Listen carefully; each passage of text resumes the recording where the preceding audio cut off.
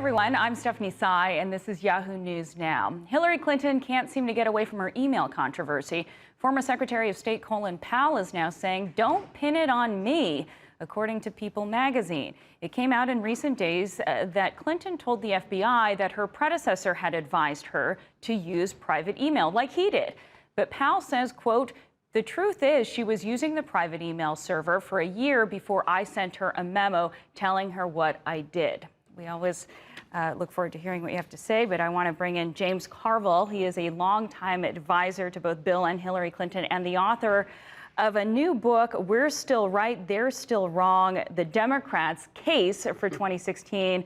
And Mr. Carville, nice to meet you. We're going to get to your book in a moment, but first of all, I do want to ask you about the latest on Clinton's use of private email. How much contact do you have with the Clintons these days? Well, I talk to people in the campaign, talk to people periodically. Yeah. I think in that, somebody need to check Newsweek, because there's actually a document from Colin Powell's assistant outlining how he advised her to do that. It was at a dinner in 2009. So Right. I think there's some sort of breaking news that clarifies. And we do know that Colin Powell himself did use his personal email. And yet the question, I guess, is how does she get control of the narrative here? Because the email controversy continues to come up. Well, I don't know if there's any sort of thing, because people are going to bring it up. And of course, there's a document saying exactly that Colin Powell did and advised her to do it and how to do it. And the people keep asking about it. It's just, she's ahead. She was the First Lady of Arkansas, First Lady of the United States, elected twice to the United States Senate, ran even for president once, Secretary of State, and she's ahead now. And it's always going to be, people always bring stuff up. So you're saying there's nothing she can really say to just put it behind her? No, because it's no one's interest to put it behind. What about the Clinton Foundation? What are your thoughts on that? Well, it's a good question. You know what? I actually think that, and I hate to say this, but I think the press is going to exercise, I think they're going to shut it down. I think 10 million people are going to lose AIDS vaccines. They had brought the cost of these vaccines down from like $10,000. Talking about the malaria vaccines. Malaria vaccines, everything. So I think it's going to be a great thing. I think tens of millions of poor kids in Africa are going to be in much worse shape, but I think the press can claim some great victory. Of all the things that Bill Clinton's done, I think the three I'm most proud of. You think the press wants her to shut it down? Well, of course they do, because they feel like they have this vested. For me, I think his three greatest accomplishments are the Human Genome Project, which I think our grandchildren will praise him forever. The ending of a genocide in Bosnia, and the Clinton Foundation. I think it's one of the great organizations in the world. And I think that somehow or another, I've always thought taking money from rich people and giving it to poor people was a good idea. But apparently, I'm in a minority view among the salons of Georgetown, if you will. All of the good things that it has done in addressing malaria and addressing global health issues. If you were advising her and the appearances that have been made, whether by the press or by her own staff, would you say they should shut it down? Well, look, if I was giving political advice, I would say, why not? If I was a human being, if I was giving human advice, I'd say, what are these children going to do? I mean, it's a made-up thing. If somebody wanted to buy influence, the Clintons don't make a nickel off of the Clinton Foundation. They donate all of their time. Why not just pay a direct consulting fee or something? I mean, it seems like a kind of an elaborate pass-through to me. But politically, the press and the editorial writers and the commentators and the columnists and everything has decided this. So I'd say politically, it's probably a good idea. Now, if I was thinking of myself as a person, or thinking about where these children are going to get these vaccines from, or where they're going to get these mosquito nets, I'd probably have a different idea. Let's move on to another familiar thing that seems to follow the Clintons, and that's conspiracy, this time about 68-year-old Hillary's health. Take a listen to this, Mr. Carville. She has an entire media empire that constantly demonizes Donald Trump and fails to point out that she hasn't had a press conference in 300 days, 200 days, 100 days, I don't know how long. Fails to point out several signs of illness by her. What you got to do is go online All you have to do is go. Her campaign and a number of people defending her saying there's nothing factual to the claims about her health, and that's speculation at best. Well, so go online and put down Hillary Clinton illness. Take a look at the videos for yourself.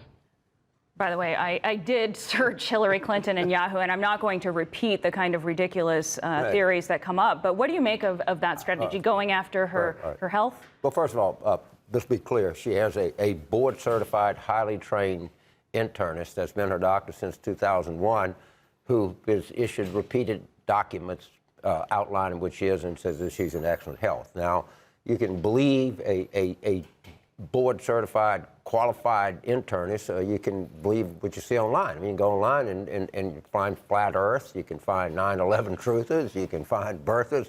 There's not a cockamamie thing that you can't find by going online.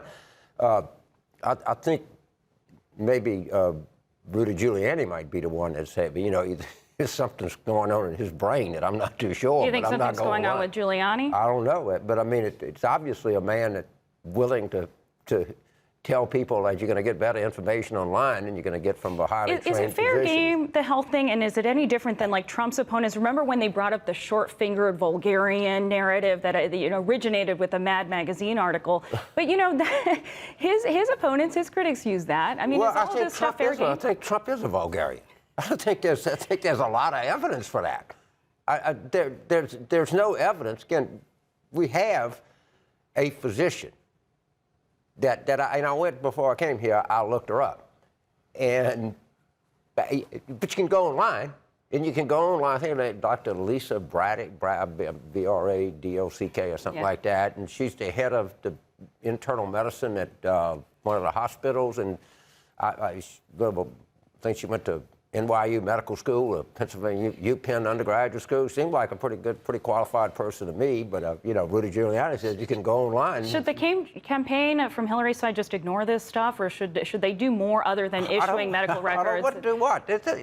Look, you understand? You're going to sit here and ask me about health records, about email, about the Clinton Foundation, and I understand that. That's just the way that it is, because if you don't do that, then somebody's going to say, well, you didn't ask him about all of this. And this been right, that way since 1992. Let me ask you for your advice. She's way ahead. She's going to win. Let me ask you how you would advise Clinton when it comes to, for example, the upcoming debates that are coming up. Mr. Trump has reportedly being advised by Roger Ailes. If he, for example, brings up the Monica Lewinsky affair, how should she respond? Well, if anybody that doesn't know about Monica Lewinsky, raise your right hand. I would respond and say, that's not plowed ground. That's plowed and harrowed and replowed and re-harrowed ground. As opposed to talking about my husband's past, I'm going to try to talk about the country's future. So divert. Well, yeah, I mean, you can't. Who knows what he's going to do? He's over there today tweeting stuff about Joe Scarborough. Right. So how do you prepare for that unpredictability if you're prepping a candidate? I think that, first of all, I think people, when they see a presidential debate, I don't think they're looking for unpredictability. I think most people are looking to see, all right, what are your ideas? Where do you think the country can be? How are you going to shape the future of the country? What are you going to do? I think you have to obviously be prepared, because there's no telling what he's going to say. And you have to let him do that, and then you have to focus on, look, I mean, the clear distinction in this campaign is very clear. He thinks that he can take the country back to some place that it was in the past. She thinks that she can mold a better future for tomorrow. And that he says, make America great again. I mean, so I think the more that she's in the future tense and the more that he's in the past tense, I think the better it's going to be. All right, let's get into your book a little bit here. And the not-so-subtle cover that we're going to show our audience right now. We're still right, they're still wrong, not so subtle with... Who dreamed up this cover? I think the publisher gets me some artwork. Who do you want to reach with this book? What do you want to accomplish? Well, what I want to accomplish is simply this, that most people don't realize, even Democrats don't realize, if you compare the records of party been in power, if you look at the last two Democratic presidents have been by every measure a success, by performance, by polling numbers, by anything. And the last Republican president was frankly a disaster. My favorite part of the book is in the Republican debates. Gerald Baker of the Wall Street Journal asked Carly Fiorina, he says, In 7 years under President Obama, the U.S. has added an average of 107,000 jobs per month. Under President Clinton, the economy added 240,000 jobs a month. Under George W. Bush, it was only 13. How are you going to respond to the claim Democratic presidents are better at creating jobs than Republican presidents? That's a pretty fair question. Right. How does Fiorina respond? Well, first of all, I'd like to say, as I think about the idea of that question, I think about a woman I met the other day. All right, I met a woman the other day, and she said, I mean, there's no...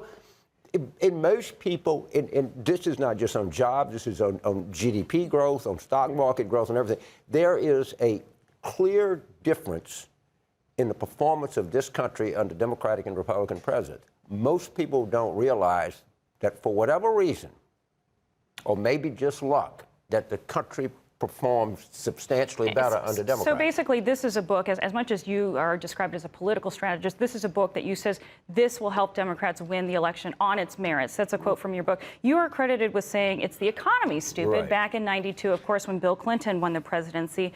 Does that axiom still hold true? Well, I mean, look, you know, right now I was reading things that the middle-class jobs are coming back, that incomes are starting to go up. We've had some pretty robust job growth of late. It's not perfect, but it's clear. The one thing we can do, if I ask the American public, are you better off today than you were 8 years ago? The answer would be a resounding yes. I think it depends who you ask. Well, I mean, if you ask somebody with stagnant wages who hasn't... You know, there's nobody, I don't think so.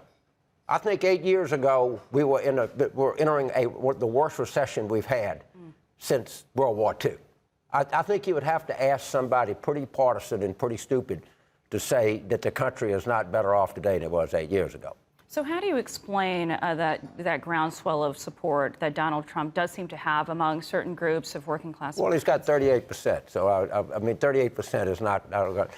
He does appeal to a certain demographic.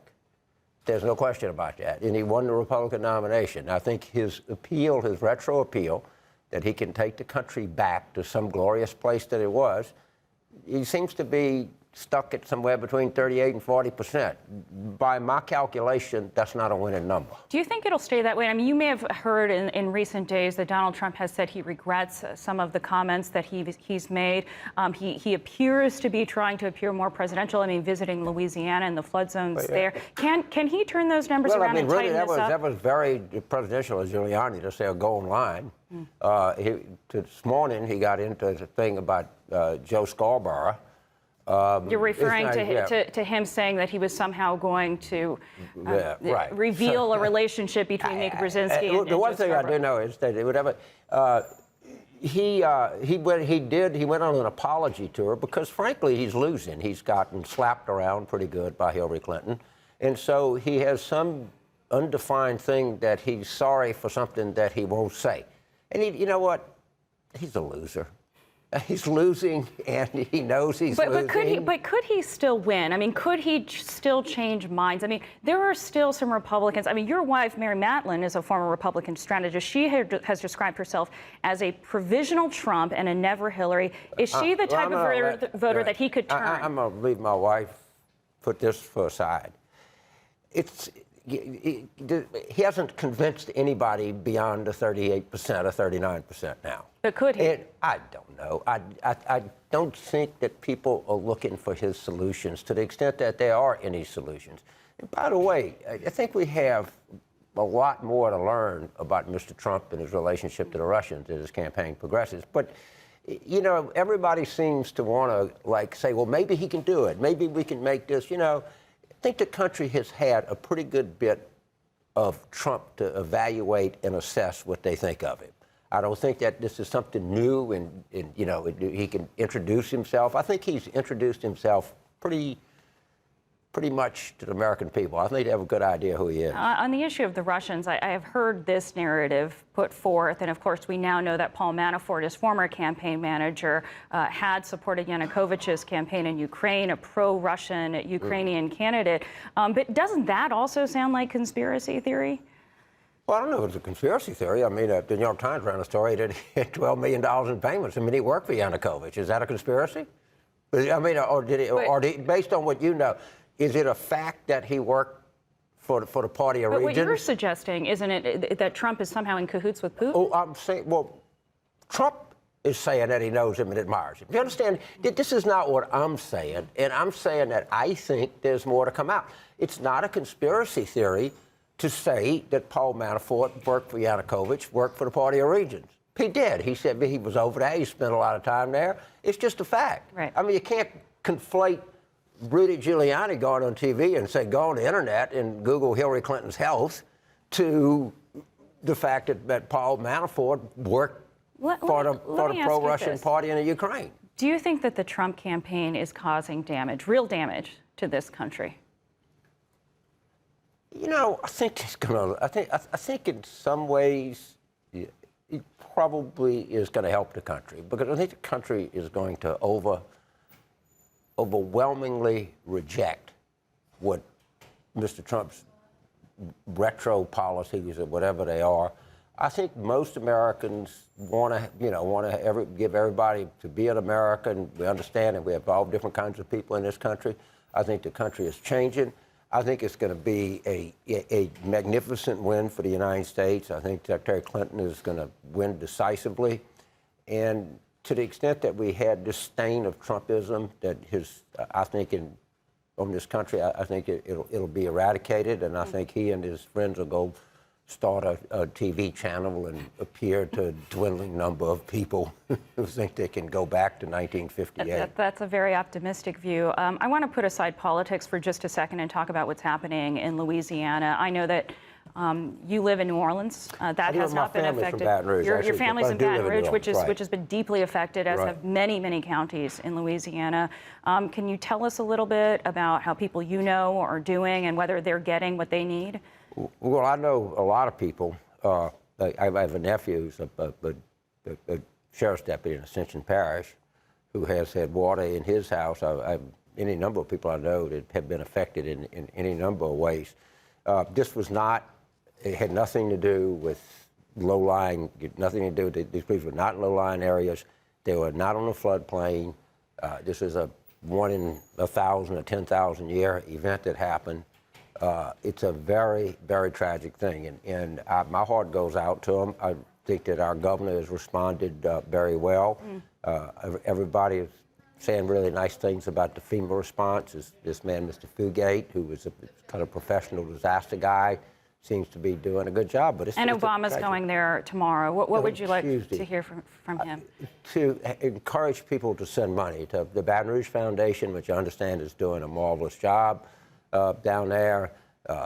You know, the Red Cross, the Catholic Charities, anything. I mean, what's really needed, that people are out of their homes. They're having to run shelters. You know, they're trying to go back. All people can get is $33,000 grant. And, you know, many of these homes will, you know, have mortgages of much more than that. They'll have flood insurance. So I hope, and I was glad to see that Donald Trump went down there. Yeah. And he made a donation to $100,000 to a church in Greenville Springs. And my geography is pretty good about East Baton Rouge Parish, that a lot of these people were affected. So I was delighted to see him do that.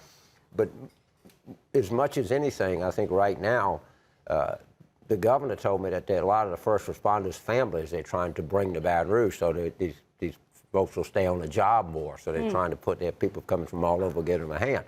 But, you know, one thing about water, it doesn't know if you're a Democrat or Republican. It knows not your economic status or your race or your gender or your sexual orientation. Water is just water. And when you see those severe underwater. weather events, and certainly Louisiana saw that with Katrina as well. And you talk about global warming in your book. I wonder if you draw any connection when you see that happening in your home state. What people that I respect say is that you can take one event, and it's very difficult to say, hey, this is a result of global warming. But we do know is we're having more extreme weather events, and that some percent of those are almost certainly ascribable to global warming. But I would defer to people who studied this all of their adult lives, and the best as I know, that's the best science, is that it's dangerous to ascribe one event to it, but it is eminently fair to say that we've had an uptick in these extreme events, which is something that you would predict from the actual global warming that's taking place. James Carville, thank you so Thank much you. for your time. I really appreciate it. Nice to meet you. I appreciate it too. Nice to meet you. We always look forward to hearing what you have to say. You can follow Yahoo News and me, Stephanie Tsai, on Twitter and use hashtag Yahoo Now to let us know what you think about everything you just heard. Thanks for watching.